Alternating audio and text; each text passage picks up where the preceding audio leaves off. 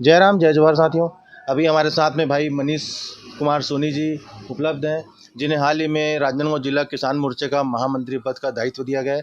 आइए हम इनसे बात करते हैं। सोनी जी बताएंगे, आज छत्तीसगढ़ के वित्त मंत्री माननीय ओपी चौधरी के द्वारा आज बजट पेश किया गया। इसमें किसानों के लिए क्या प्रावधान किया गया है? बहुत ही हर्ष का विषय है विमल भैया जी कि इस बजट में किसानों के लिए सब कुछ है। और ये बजट छत्तीसगढ़ के विकास का बजट है, किसानों के विकास का बजट है। और जैसे सरकार ने वादा किया था उस वादे अनुसार किसानों के लिए एक तो 10,000 करोड़ का प्रावधान बजट में किया गया है, जिसमें धान की एक मुश्त बचत राशि जो होली के पहले दी जानी है वो निश्चित तौर पर दे दी जाएगी। इसके अलावा 5500 करोड़ रुपए का एक प्रावधान किया गया है, जिसमें बिजली सब्सिडी जो पंप सब्सिडी होती है वो दी जानी है। साथ ही साथ 300 करोड़ रुपए किसानों के ऋण के लिए, जो बिना ब्याज का ऋण होता है उसके लिए 300 करोड़ का प्रावधान किया गया है। साथ ही दीनदयाल उपाध्याय भूमिहीन कृषि मजदूरों के लिए 600 करोड़ का प्रावधान किया गया है। ऐसे ये प्रमुख योजनाएं जो किसानों के लिए लाई गई हैं, ये बहुत ही हर्ष का विषय है। इसके अलावा दूध डेयरी उत्पादन के लिए 170 करोड़ के आसपास का बजट लिया गया है।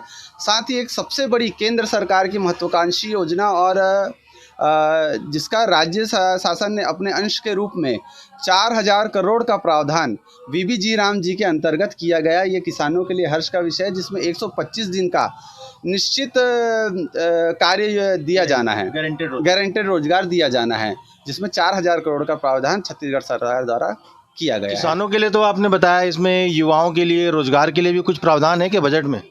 जी, निश्चित तौर पर युवाओं के लिए भी छत्तीसगढ़ सरकार ने बजट में किए हैं, जिसमें 25 महाविद्यालयों के विकास के लिए 25 करोड़ रुपए का प्रावधान की है।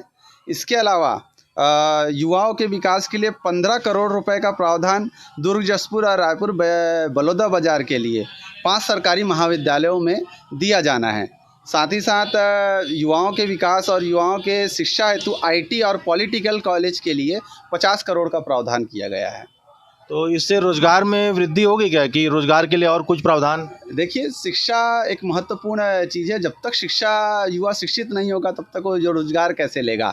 और जिस प्रकार अगर आप युवाओं की बात करते हैं तो मैं आपको ये भी बता दूं कि औद्योगिक क्षेत्र में भी बजट के में काफ़ी सारे प्रावधान किए गए हैं, जिसमें युवाओं को रोजगार मिलेगा। आईटी हब बनाने का छत्तीसगढ़ को सरकार ने लक्ष्य लेकर रखा है, और निश्चित तौर पर यह बजट ऐसा है कि जो आगे विकास को लेकर के जाएगा। अच्छा, इसके अलावा जो छत्तीसगढ़ में महिलाएं हैं ग्रामीण क्षेत्रों में, उनके लिए कुछ विशेष प्रावधान? महतारी वंदन एक अच्छी योजना जो महिलाओं के विकास के लिए चलाई जा रही है, उसके लिए भी छत्तीसगढ़ सरकार के द्वारा राशि स्वीकृत की गई है। और लगातार आप देख रहे हैं कि महतारी वंदन के माध्यम से छत्तीसगढ़ की महिलाओं को राशि दी जा रही। साथ ही आंगनवाड़ी की कार्यकर्ताओं के लिए भी, आंगनवाड़ी उन्नयन के लिए भी छत्तीसगढ़ के बजट में इस बार राशि को बढ़ा करके रखा गया है। तो नक्सल उन्मूलन के लिए छत्तीसगढ़ सरकार ने बजट में कुछ प्रावधान किए क्या? देखिए, देश के गृह मंत्री यशस्वी अमित शाह जी के द्वारा जो निर्णय लिया गया था, आज वो पूर्ण रूप से साकार होते दिख रहा है। छत्तीसगढ़ ही नहीं, पूरा देश ही नक्सल मुक्त होने की कगार पे आ चुका है। और निश्चित तौर पर मार्च के अंत तक यह हमारा देश जो है शून्य नक्सल प्रभावित क्षेत्र में आ जाएगा, और छत्तीसगढ़ राज्य भी आ जाएगा। और साथ ही साथ हमारी छत्तीसगढ़ सरकार ने अपने इस बजट पे 100 करोड़ का प्रावधान ली है अबुझमाड़ और जगरगुंडा क्षेत्र में शिक्षा हब बनाने के लिए।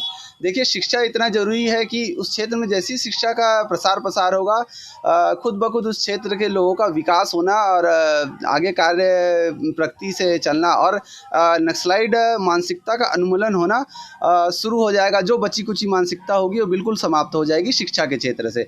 साथ ही औद्योगिक विकास के लिए भी सरगुजा और बस्तर के क्षेत्र में 100 करोड़ का प्रावधान किया गया है। जंगली क्षेत्रों को पूर्ण रूप से मुख्यधारा में लाने का कार्य हमारी सरकार कर रही है। राजनांदगांव डोंगरगढ़ जो हमारा क्षेत्र है, उसके लिए कुछ प्रावधान है बजट में?